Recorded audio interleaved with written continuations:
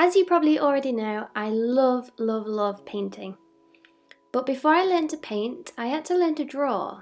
And a lot of the times we draw what we imagine something to look like instead of really looking.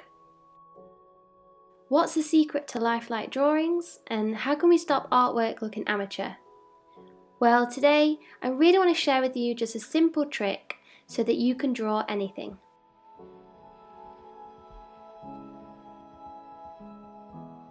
So I'm going to draw this rose here, and instead of viewing it as a flower or a rose or petals, I'm going to divide it into basic shapes just so I can get it down onto paper and get the proportions right.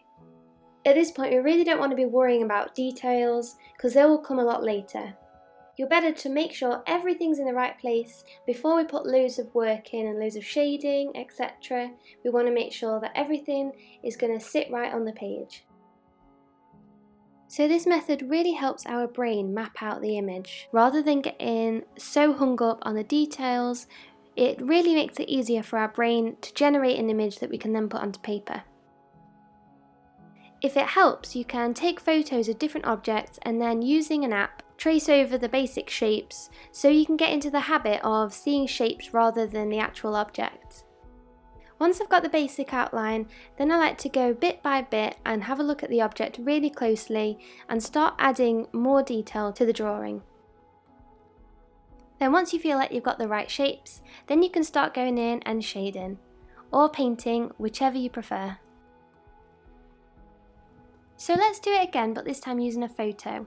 So I took this fairly recently when we visited a park, and I'm going to just divide that up into basic shapes once again that then I can put onto the paper.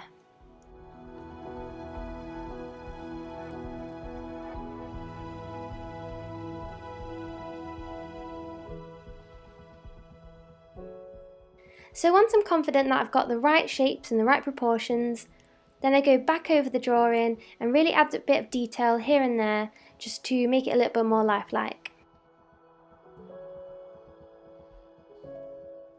The most amazing thing about this technique is that you can literally use it with anything, from landscapes to animals, and you can even use it on people.